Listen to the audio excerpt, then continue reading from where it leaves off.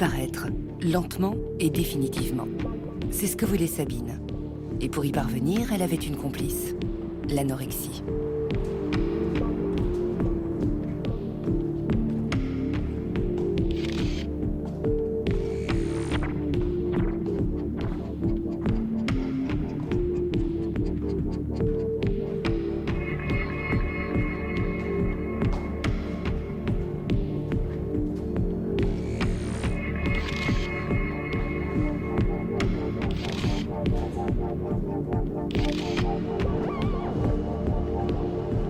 Sabine a 23 ans quand nous faisons sa connaissance. Elle lutte depuis 5 ans contre une voix intérieure qui lui reproche la moindre calorie ingurgitée. 0,1%, 0,2%, 1,8, 1,5, 3,8, 3,5, les entiers, les écrémés, les demi-écrémés, gras.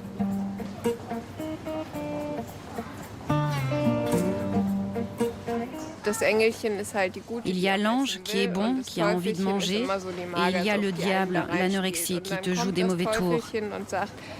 Le diable me dit à l'oreille, cela va te faire grossir. Tu deviendras tellement grosse et difforme que plus personne ne t'aimera. Les relations entre Sabine et sa mère sont perturbées. Le déficit de poids qui menace la vie de sa fille est doublement douloureux pour cette psychologue spécialiste des troubles de l'alimentation.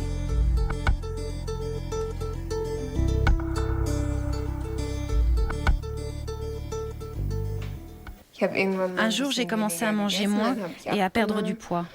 Et je me suis rendu compte qu'on faisait plus attention à moi. Je n'avais jamais connu ça avant, ou bien je ne m'en étais pas rendu compte. Qui faisait plus attention ? Ma mère, mais un peu plus tard, quand elle a commencé à se faire du souci pour moi. J'étais certainement prisonnière de la routine. Je ne voyais pas que ma propre fille était plongée dans une grande détresse. Je dirais même qu'elle était une des dernières à s'en être rendue compte. Ça me touche profondément en tant que mère et aussi en tant que spécialiste. Je me sens encore bien plus coupable. Tu vas tout emporter ? Tu as dit que tu n'avais besoin de rien quand on a fait des courses au marché. Et je dois ramener quelques oignons chez moi à Francfort. J'en ai pas acheté suffisamment pour t'en laisser. Sabine mène sa mère à la baguette. Quand elle passe ses vacances chez elle, elle impose le menu sans pour autant mettre la main à la pâte. Sabine loue un studio d'étudiants. Elle a très peu d'amis. À la moindre occasion, elle s'installe chez sa mère, ce qui donne lieu à de véritables luttes de pouvoir.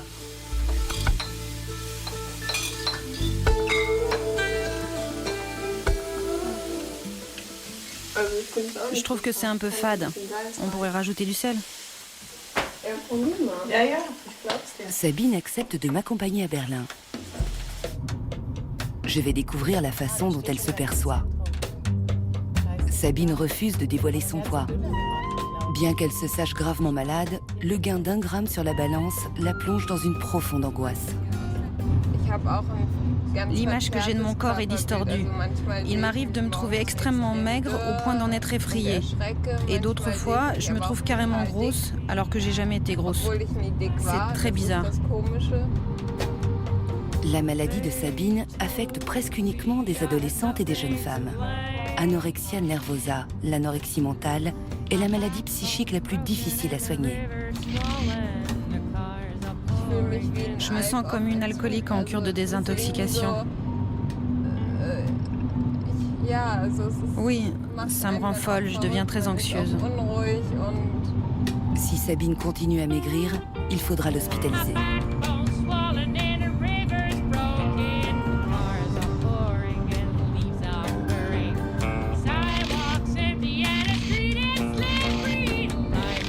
Selon un cliché très répandu, l'anorexie serait motivée par le mauvais exemple donné par les top modèles maigres et les magazines de mode. Une exposition à Berlin remet en question la dimension artistique de ces images.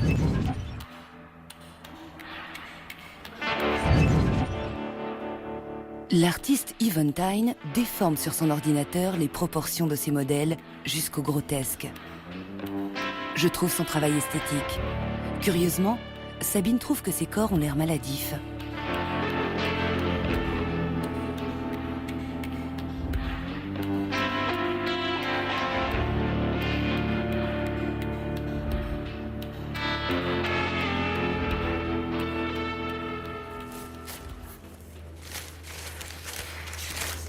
C'est de la gaze ici?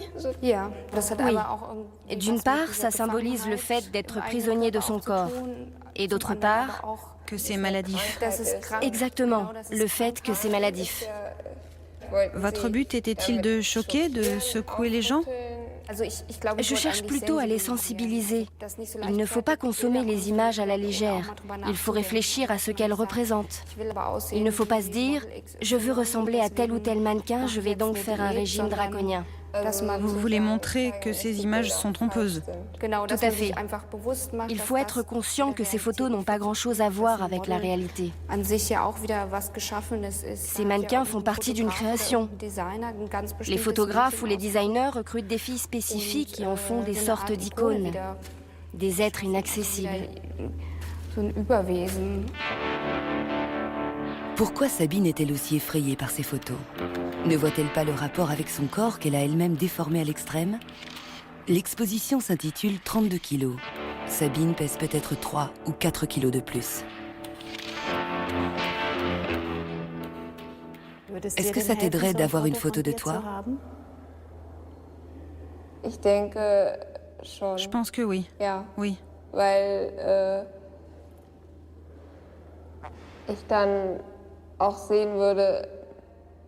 Ça me permettrait de voir que je suis trop mince, d'avoir une preuve noir sur blanc. Je crains seulement de ne pas croire à ce que je verrai sur la photo.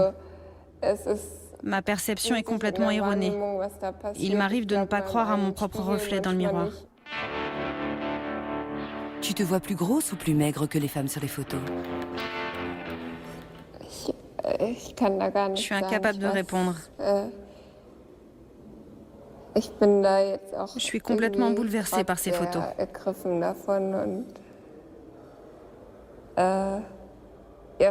C'est sans doute dû à ma peur de ressembler à ces filles.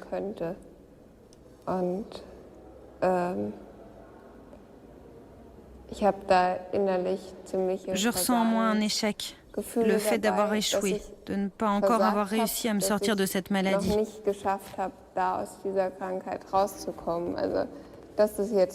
J'ai vraiment la volonté de me battre contre ça. Tu disais toi-même qu'il t'arrivait de te trouver grosse. Or, je pense que tu es encore plus maigre que ces filles. Je crois pas. C'est tout simplement impossible. Mais je pense tout de même que je suis pas très éloignée de ça. Sabine se trouve-t-elle secrètement jolie? Se sent-elle admirée quand on la regarde? Se sent-elle jalousée par celles qui sont moins maigres qu'elle? Sabine a décidé de se faire photographier. Dès que nous serons de retour, j'exaucerai son vœu.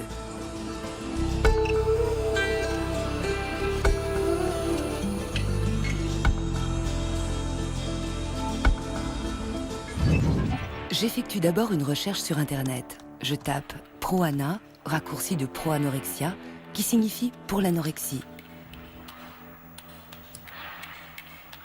Sur YouTube, je découvre des clips vidéo réalisés par des adolescentes qui vantent ce comportement pathologique. Ce sont des vidéos « Thinspiration », une contraction qui veut dire « inspiration pour maigrir ».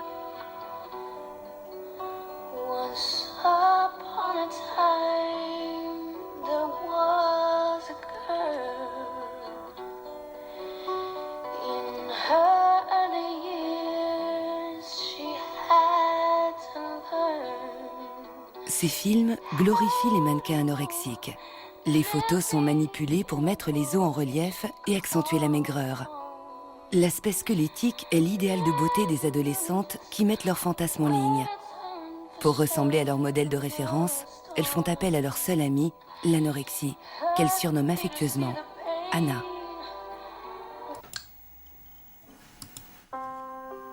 Chère Anna, tu es en moi chaque seconde de la journée. Je pense tout le temps à toi et aux règles que tu imposes. Je ne peux me passer de toi. Nous ne formons qu'un. Tu me donnes tout. Sans toi, je ne suis rien. Ces clips vidéo ressemblent à des albums de poésie pour enfants. Romantiques et kitsch, ils sont surtout très dangereux.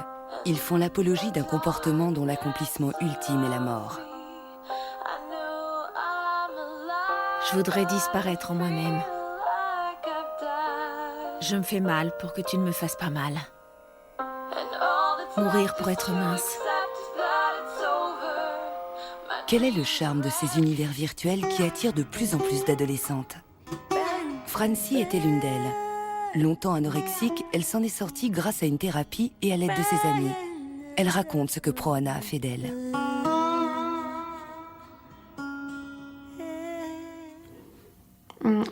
D'une part, ça m'a rendue totalement dépressive et triste. Et d'autre part, on m'incitait en permanence à continuer de maigrir, ou du moins d'essayer. Depuis ce jour, tu as décidé d'arrêter de manger?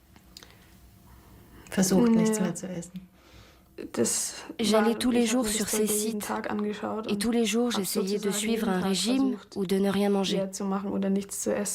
Mais je n'y arrivais pas et ça a fini par devenir un cercle vicieux. À l'époque, Francie était boulimique et se détestait pour ça. Les figures angéliques de Pro-Ana ont œuvré et déclenché chez elle le désir de devenir mince. Leur promesse, chaque kilo perdu allège les problèmes.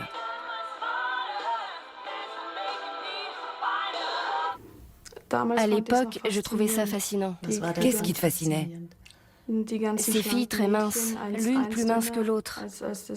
Et puis toutes ces règles qu'elles respectaient, tout ce qu'elles parvenaient à faire à force de volonté. Je trouvais ça fascinant. Ce n'était peut-être pas vrai. On peut faire croire n'importe quoi sur Internet.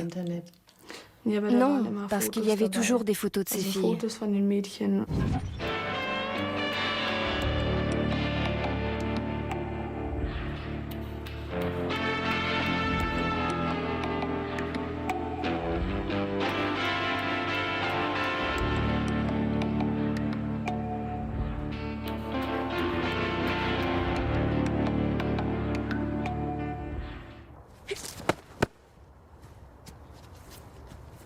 Francie ne rêvait pas d'avoir une taille mannequin.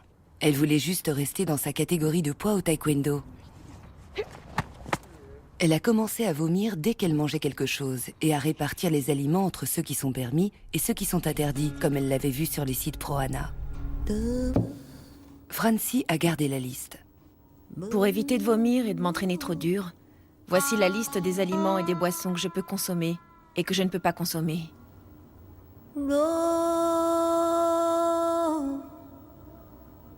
Autorisé. Pommes, oranges, mandarines, fraises, salade verte.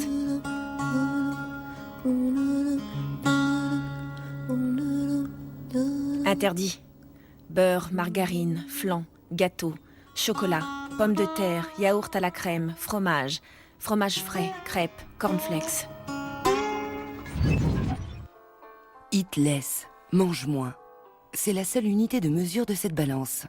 Sur Internet, je tombe sur les sites les plus extrêmes, conçus pour les anorexiques qui érigent leur maladie en profession de foi. Un univers cauchemardesque avec des règles totalitaires, une sorte de religion avec 10 commandements. Être mince est plus important qu'être en bonne santé. Tu ne mangeras point d'aliments caloriques sans te punir ensuite. Tu compteras tes calories et restreindras tes apports. Tu n'es jamais trop mince.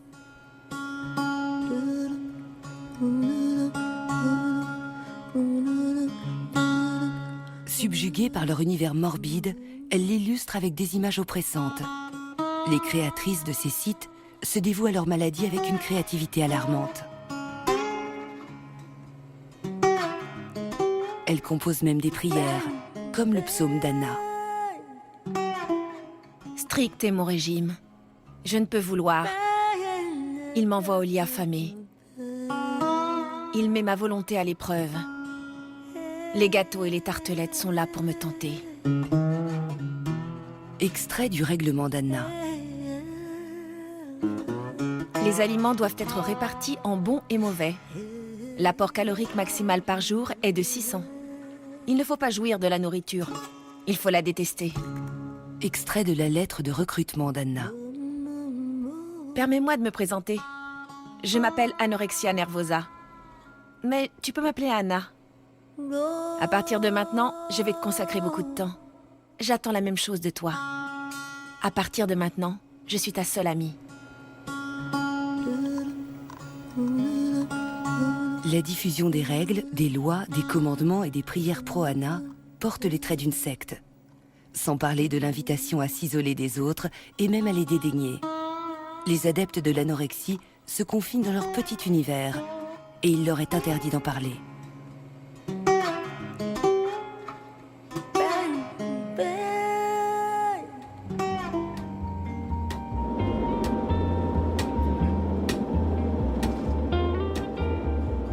J'ai rendez-vous avec Sonia. Je l'ai rencontrée au Forum des troubles de l'alimentation à Wiesbaden, où exerce la mère de Sabine. Sonia considérait elle aussi son anorexie comme une copine, bien qu'elle n'ait jamais consulté les sites pro-Anna. Aujourd'hui, sa maladie est devenue sa pire ennemie. Sonia est bien trop faible pour continuer à exercer son métier d'infirmière. Sa thérapeute essaie depuis des mois de lui trouver une place dans une clinique spécialisée.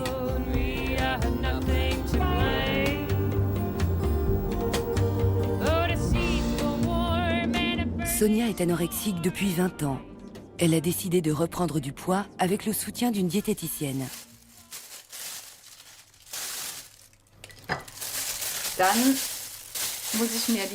Je dois peser le beurre, parce que si je le fais au jugé, je vais immanquablement tricher. C'est garanti d'avance. Je me suis donc acheté une balance. Je vérifie qu'elle est bien à 0. Je dois manger 10 grammes de beurre au petit déjeuner. Là, ça fait 6 grammes. 9 grammes. Toujours pas 10. C'est très important pour moi de ne pas manger 11 grammes. Oh, ça fait 11. Là, il y a 10 grammes de beurre. Mais je n'en mange pas encore autant. Voilà ce que je devrais manger. Mais moi, je mangerai au maximum et j'en serai déjà très fière. Uniquement ça. La journée est divisée en repas et en collations. Il y a même une collation prévue pour la nuit. Les listes collées sur la porte aident Sonia à composer des repas qui doivent lui permettre de gagner quelques grammes par semaine. Je mesure 1,62 m et je pèse 35-36 kilos. Ça me fait très peur de ne pas être rassasiée et de vouloir manger plus.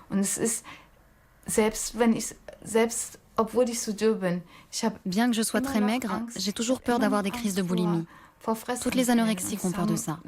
C'est schizo, mais on a vraiment peur d'ingurgiter trop de nourriture. C'est pour ça qu'on prend des précautions. Quand on mange un bretzel, on en conserve un petit morceau. On garde un petit morceau de tout ce qu'on mange. Comme ça, on a quelque chose à se mettre sous la dent quand la faim devient insoutenable. Je suis parfaitement consciente que si je mangeais sans arrêt comme une chenille, ça ferait du bien à mon corps. Mais je suis dominée par le sentiment que je n'en ai pas le droit, que c'est anormal. Ça m'obsède tout le temps. Je vis en permanence avec une mauvaise conscience. C'est exactement ce qu'on peut ressentir quand on fait quelque chose d'interdit. Ça te travaille en permanence, même si tu sais que le fait de manger n'a rien de répréhensible. Ce sentiment est tellement fort qu'on fait tout pour l'atténuer. Et on prend la fuite. Je prends souvent la fuite. Quand je suis tiraillée par la faim, je prends souvent la fuite.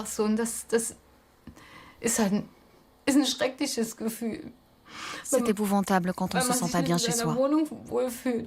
Je sors uniquement pour déconnecter, pour ne pas être constamment tourmentée par la mauvaise conscience. Je vais chercher mon neveu, ou je fais quelque chose avec mon copain, juste pour pouvoir fuir ces pensées. Le pire, ce sont les nuits, bien sûr. J'ai toujours peur de ne pas réussir à m'endormir. J'ai peur d'avoir faim. J'ai peur du lendemain parce que je sais que la faim revient toujours.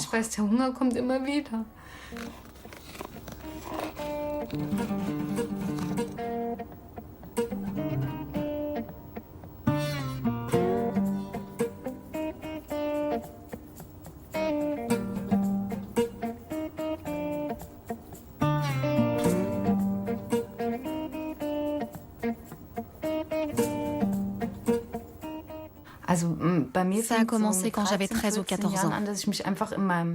Je ne me sentais pas bien dans mon corps. Un jour, ma sœur et moi, on a commencé à suivre un régime. Je me rappelle que le soir, je mangeais toujours une tranche de pain suédois avec du fromage.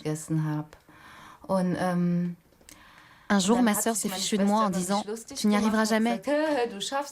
Alors je me suis juré de lui montrer que j'étais capable de ne pas manger durant toute une journée. J'ai essayé, mais je n'y suis jamais parvenue. Je mangeais de moins en moins, mais je n'ai jamais réussi à ne pas manger durant une journée entière. Et j'ai commencé à me détester quand je mangeais quelque chose, parce que je voulais absolument réussir à jeûner toute une journée.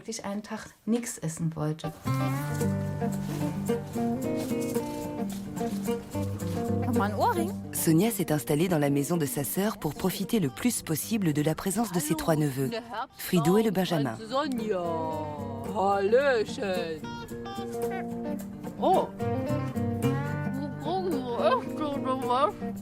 Sonia vient d'entamer sa toute première relation amoureuse à l'âge de 33 ans. Tu n'as jamais souhaité avoir des enfants ? L'occasion ne s'est jamais présentée. Pour avoir des enfants, il faut avoir un ami. Et je ne me voyais pas avoir une relation. Tu en as une maintenant. Ça te dirait d'avoir des enfants ? Mes neveux sont un peu mes enfants. Je pense que je ne peux pas avoir d'enfants. Je n'en suis pas sûre, mais ça fait si longtemps que je suis anorexique. À long terme, l'anorexie provoque l'arrêt des règles, la chute des cheveux, la fragilisation des dents, l'ostéoporose et la déshydratation de la peau. Oh, sogar alleine. Super. Oh, da regnet's Wetter. Oi. Je me suis pas encore maquillée. Tu aimerais te maquiller? Je sais pas si je dois me mettre un peu de mascara et un peu de rouge ici. Et ici, je mets normalement une ombre dorée ou bien du beige, une couleur claire.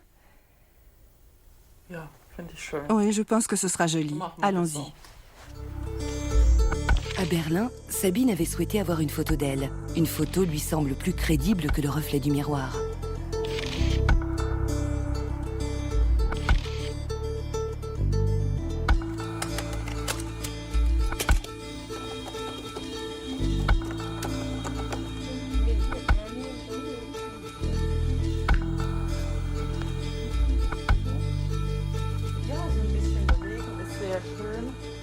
Ja, wunderbar. Genau.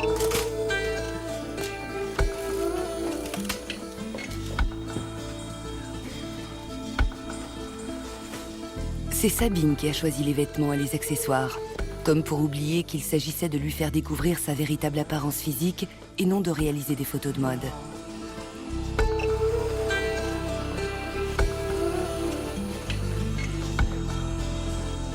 Ja, genau, schau mal zu mir.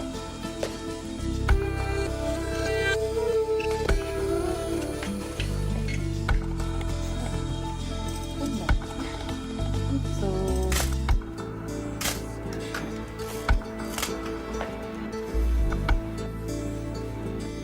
Jawohl. Prima.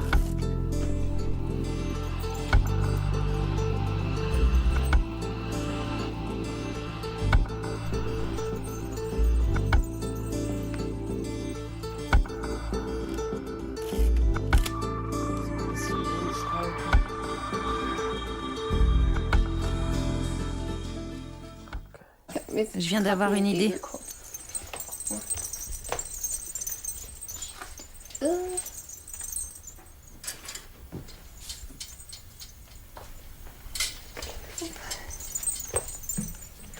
J'espère que vous m'avez pas filmé de dos.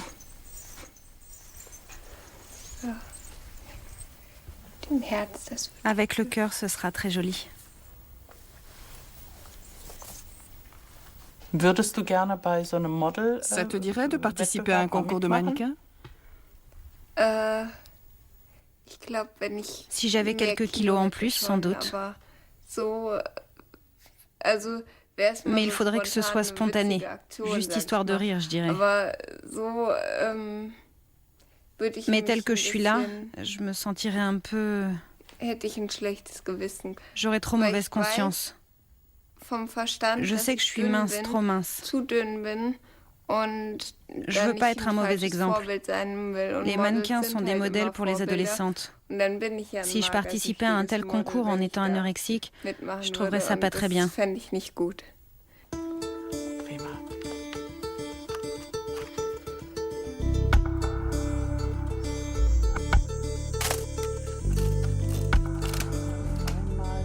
Dans cette pose, elle me rappelle l'épouvantable affiche créée par Benetton pour combattre l'anorexie.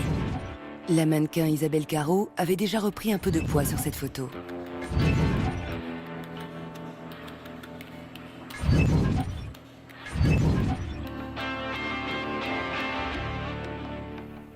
Si tu te compares à elle, tu te vois comment? Ça me fait horriblement peur d'imaginer que je suis comme elle. Si Sabine continue de perdre du poids, sa vie sera en danger. Retour sur Internet. Je tombe sur un forum de discussion pour les adeptes pro-Ana. Sherry Moon écrit « Je suis désolée d'avoir disparu. J'étais à nouveau déprimée et dans une phase aiguë de perte d'envie. Mais là, je vais de nouveau mieux et j'aimerais revenir parmi vous. Est-ce que je peux me réinscrire? Clin d'œil tendre. » Salut, Sherry Moon. Pour l'instant, on a arrêté les inscriptions. Je vais en parler avec les autres administrateurs et je te donnerai une réponse ce soir.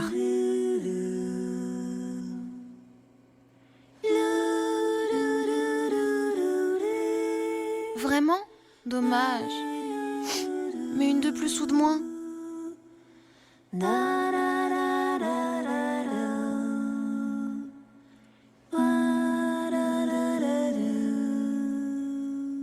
Louni, comment vas-tu?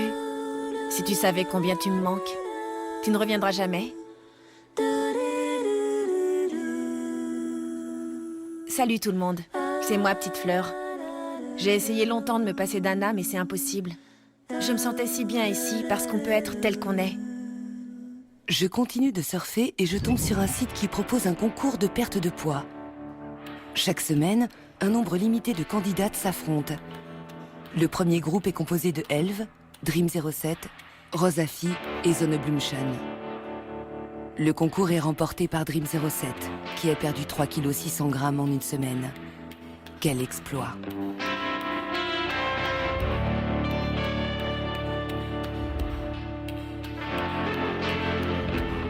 Bien que les utilisateurs doivent donner leur âge, le site n'offre aucune protection pour les mineurs.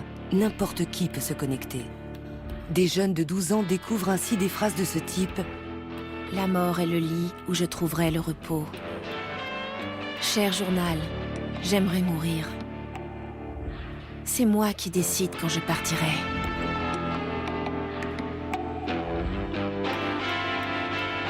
Ces slogans effrayants sont ici des stimuli qui incitent les ados à imiter leurs auteurs.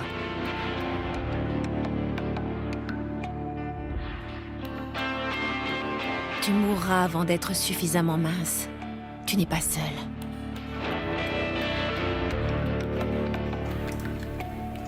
En Allemagne, une cellule a été spécialement créée pour traquer les sites qui constituent un danger pour les mineurs. Ces dernières années, les sites pro-Ana ont explosé. Qui en sont les créateurs? Qui invente les 10 commandements et autres balivernes? Qui incite les jeunes à devenir anorexiques?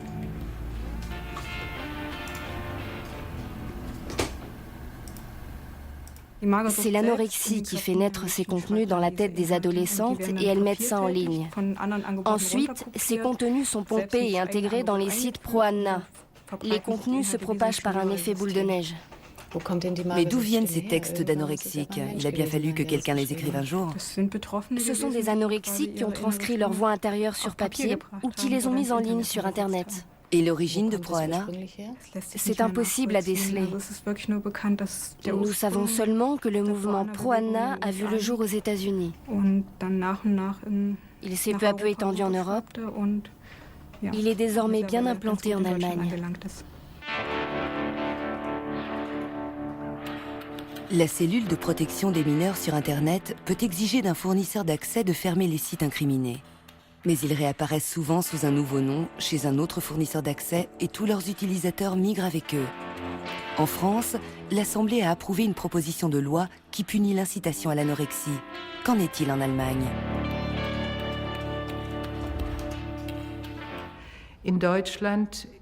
En Allemagne, le fait de porter atteinte à soi-même n'est pas puni par la loi.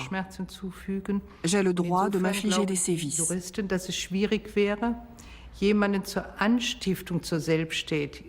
Les juristes considèrent donc qu'il est difficile d'échafauder une loi qui condamnerait l'incitation à se faire du mal à soi-même.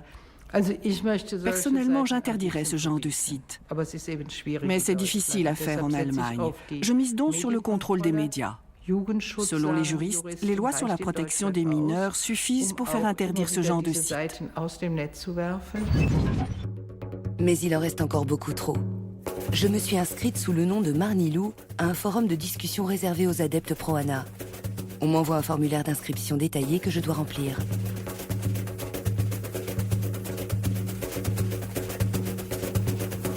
Je dois leur prouver que je suis bien anorexique et que je suis bien décidée à le rester.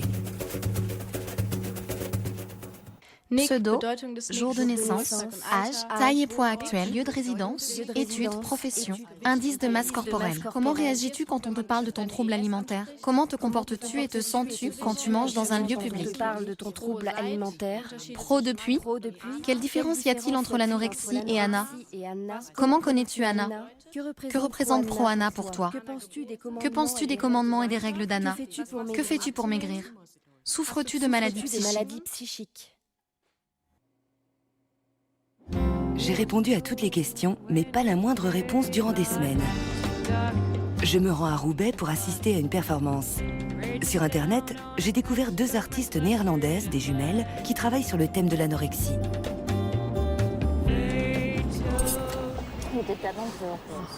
Ce soir-là, elles dévoilent leurs habitudes alimentaires. Quand elles mangeaient comme ça dans les restaurants, on les mettait à la porte. La règle du jeu, une des 2 sœurs soulève 2 fourchettes et le sort décide celle qui revient à chacune. Pas le moindre morceau ne peut tomber et elles doivent ingurgiter la même quantité. Un aperçu effrayant de l'univers paranoïaque de l'anorexie. B. Hand.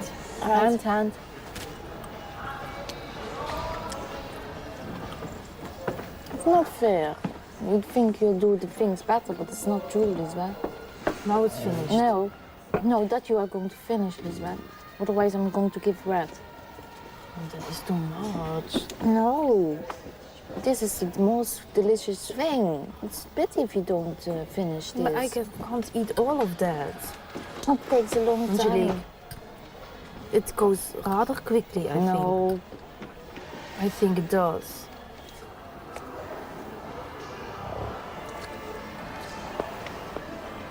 You're lucky. You didn't see it. No. You have a feeling. More. Still more. The glasses are not similar. It seems that they are different. Drink. Now we turn. No. Yes. Finish it. No. I'm not going to eat only mayonnaise. C'est pas quelque chose de naturel, c'est pas un plaisir, c'est se font du mal à elles-mêmes, quoi. On est vraiment en position de voyeur, mais c'est très intéressant. Puis en fait, elle parle assez bas. Enfin, je sais pas si c'est parce qu'on est situé ici, mais c'est vrai qu'on a envie d'écouter, on a envie d'entrer dans leur univers. C'est même gênant parce que de rester toujours devant deux personnes qui mangent, à les regarder. Ouais. J'ai trouvé un truc bizarre, c'est qu'elle ne mange que des hors-d'œuvre.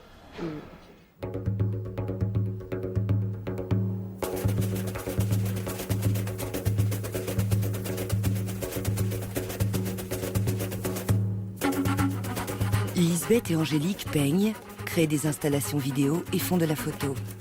Elles exploitent tous les médias pour dénoncer la dictature de la mode qui définit des normes qui ne correspondent à aucune normalité.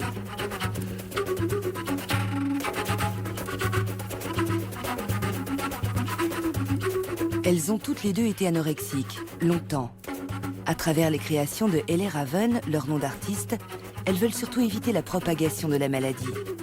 Elles veulent attirer l'attention sur leur propre dilemme et celui de nombreuses femmes dans la société occidentale.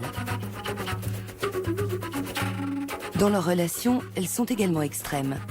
Angélique et Lisbeth ne peuvent pas vivre l'une sans l'autre et ont pourtant beaucoup de mal à vivre ensemble. En tant que jumelles, dès le plus jeune âge, nous étions toutes deux obsédées par notre apparence, parce que nous étions en permanence comparées. C'est devenu une obsession pour nous de modifier notre apparence. Je ne voulais plus ressembler à Lisbeth. Je voulais être différente. C'était une excellente excuse pour cesser de manger. Mais ça, on ne s'en rend pas compte quand on est enfant. Plus tard, j'ai réalisé qu'elle faisait pareil et j'ai tout fait pour qu'elle s'arrête de perdre du poids. Je lui ai dit, je vais manger comme toi. Si tu ne manges pas, je ne mangerai pas. Je l'ai forcée à s'alimenter. Il y a toujours une certaine concurrence entre les jumeaux. On veut toujours être meilleur que l'autre. C'est pour ça qu'on a scellé un accord pour mettre fin à toute concurrence. En mangeant exactement la même chose, aucune des deux ne gagnait ni ne perdait.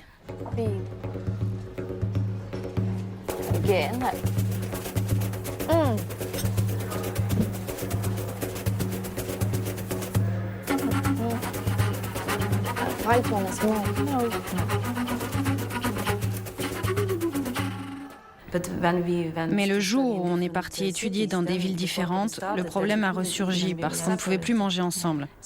On perdait beaucoup de poids quand on était séparés. On trouvait des excuses pour se retrouver le plus souvent possible. Mais c'était pas facile parce qu'Angélique vivait à Paris et moi à Utrecht. Ça fait une sacrée distance. Aujourd'hui, elles ont fait en sorte de ne plus être séparées. Elles partagent un appartement à Amsterdam. Lisbeth a réussi à s'extirper de l'anorexie. Angélique, elle, a plus de mal.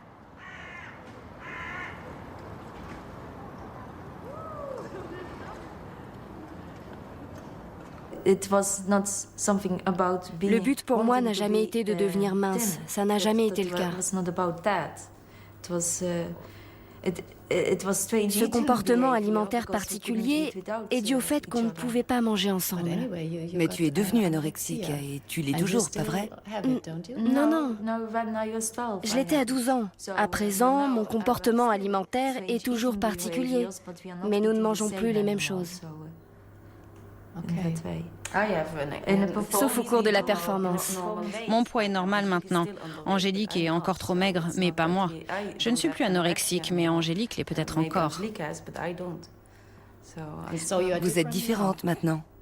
Oui.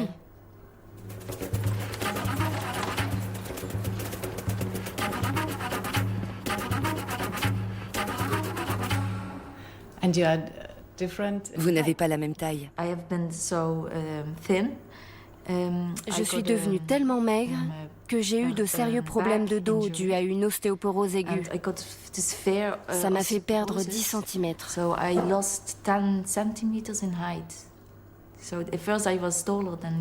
Avant, j'étais plus grande qu'elle et maintenant, je suis plus petite. À cause de ça, je suis devenue dépressive. Et j'ai perdu énormément de poids. Ce n'est pas dû à un trouble de l'alimentation, mais plutôt à une dépression. Avec le duo Elle et Raven, l'anorexie n'est jamais symbolisée par le visage radieux d'un mannequin. Dans leurs œuvres, Angélique et Lisbeth montrent l'anorexie telle qu'elle est dans la réalité. Tout le contraire d'une amie. C'est une maladie grave.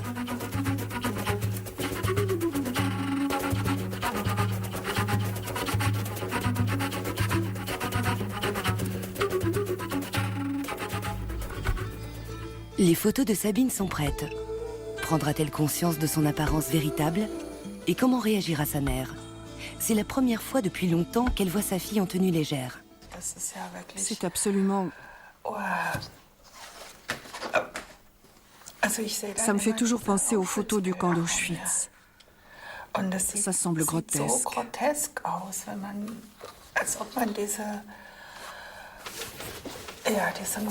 On dirait des détenus d'Auschwitz affublés de déguisements. Mon Dieu.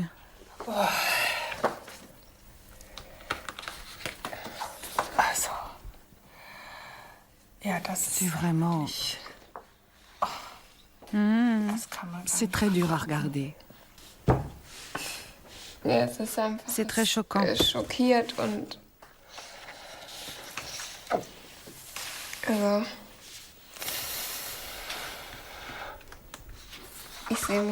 Malgré ça, je ne me vois pas du tout comme ça. Même si ça a l'air terrible, je suis tout de même contente de voir que j'ai repris un peu de poids. Mais je sais que je suis encore trop mince.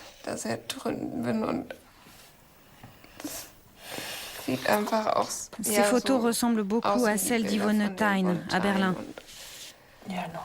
Elles sont pires. C'est trop réaliste. L'ordinateur ne peut pas rendre ça. Non, c'est impossible. Ce visage, je le vois au quotidien et je trouve ça très pénible. Ça me rend terriblement triste. Il m'arrive parfois de ne pas pouvoir te regarder. Et je n'aime pas quand tu souris, parce que ton visage se déforme complètement. Je n'ose plus sourire. Je n'ose même plus pleurer tellement ça déforme mon visage. Oh mon Dieu.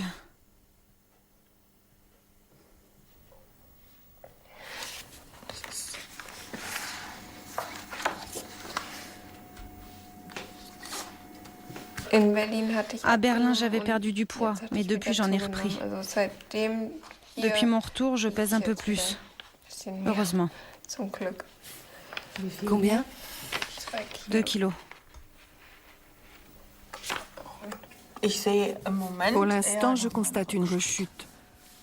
Je suis convaincue que tu veux vraiment t'en sortir, mais l'anorexie est tout simplement plus forte.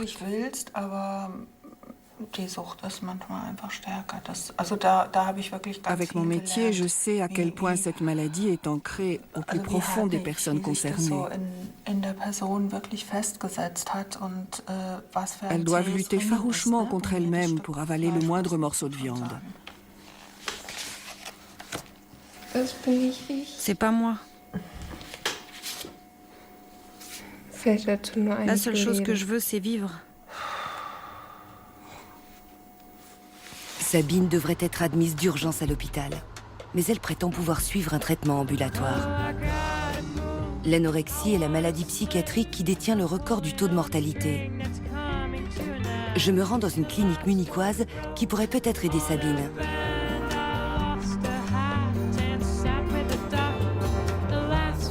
Au centre thérapeutique des troubles de l'alimentation, les jeunes femmes vivent 8 mois en communauté. Au bout de 4 mois, elles peuvent retourner à l'école, à l'université ou au travail. Nina, 17 ans, effectue son second séjour ici. Voici ma chambre. Je la partage avec Francie.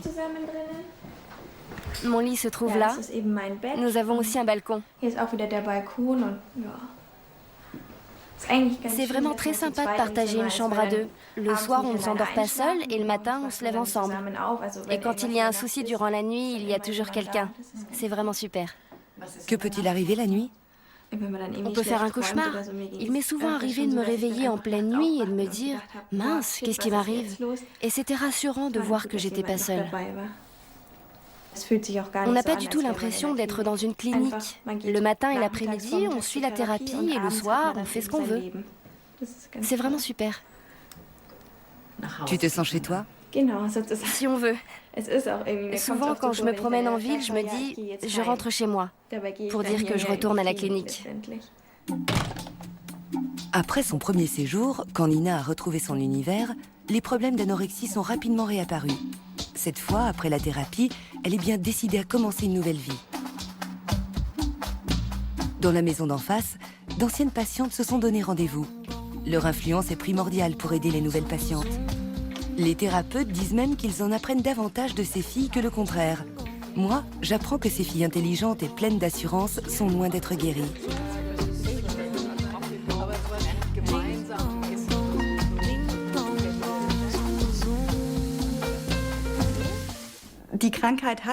La maladie n'a pas seulement des côtés négatifs à un certain degré.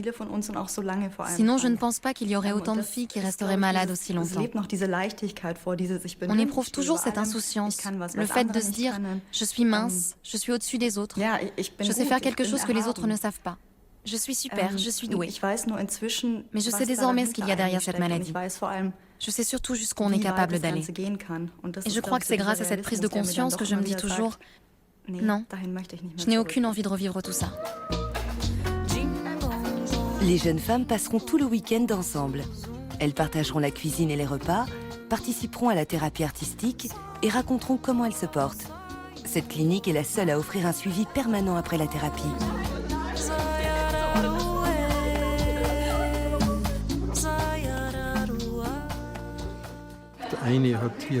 L'une d'elles a pris 20 kilos durant la thérapie, ce qui est énorme. Peut-on dire qu'elles sont guéries? Non. Non, nous ne parlons jamais de guérison. Nous disons qu'une patiente a appris à bien maîtriser la maladie, qu'elle parvient à mener une vie correcte avec la maladie. Mais on ne parle jamais de guérison comme dans le cas d'une tumeur ou d'une inflammation. Ce terme n'est pas adapté pour l'anorexie. Ces jeunes femmes savent qu'elles restent vulnérables et peuvent rechuter en cas de déprime grave. Les spécialistes de la clinique pensent que l'anorexie n'est pas liée à l'environnement immédiat et encore moins à l'industrie de la mode.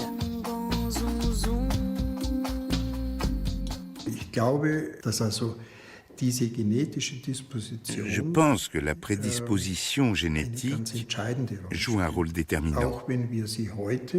Même si nous n'avons pas encore réussi à identifier le gène responsable. On est loin de là, mais ça viendra un jour. L'art est une aide précieuse pour les patientes, mais les œuvres qu'elles créent vont bien au-delà de la peinture thérapeutique. Les autoportraits dépeignent l'effroi que leur inspire la maladie qui les tenait dans ses griffes.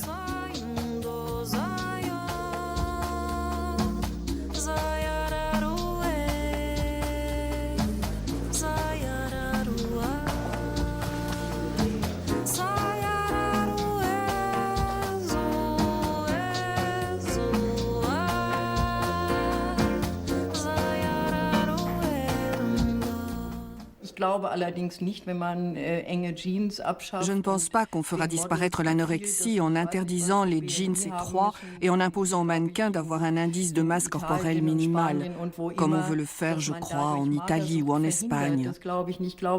On ne pourra même pas la faire disparaître avec notre travail de prévention. Mais ce qu'on peut faire, et c'est déjà énorme, c'est traiter les anorexiques le plus tôt possible. Nina restera encore 6 mois en thérapie. La vie en peinture, tel est le nom du journal que toutes les patientes tiennent durant leur séjour.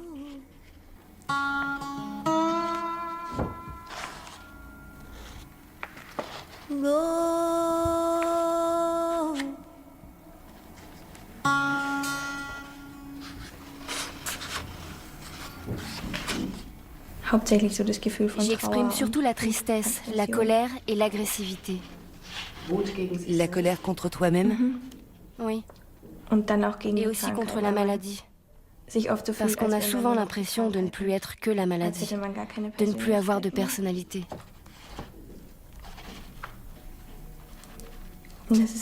Ça, c'est la dernière peinture que j'ai faite.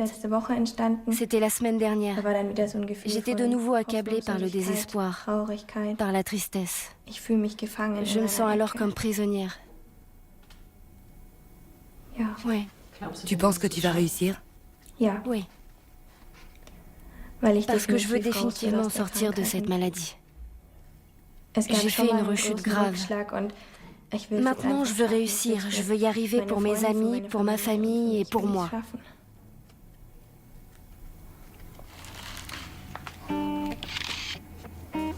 Toutefois, sans la thérapie, en comptant uniquement sur sa volonté, Nina aura bien du mal à vaincre cette mauvaise copine qu'est l'anorexie.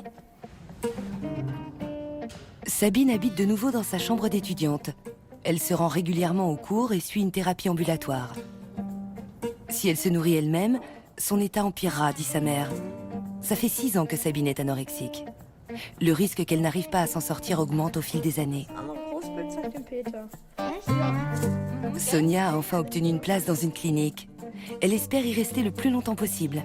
Elle se sent encore submergée par le quotidien et a besoin de quelqu'un pour organiser ses journées et l'inciter à se nourrir. Le forum ProAna a rejeté ma demande d'inscription. Le contenu des discussions restera un secret pour moi. En revanche, bon nombre d'adolescentes recevront le précieux sésame.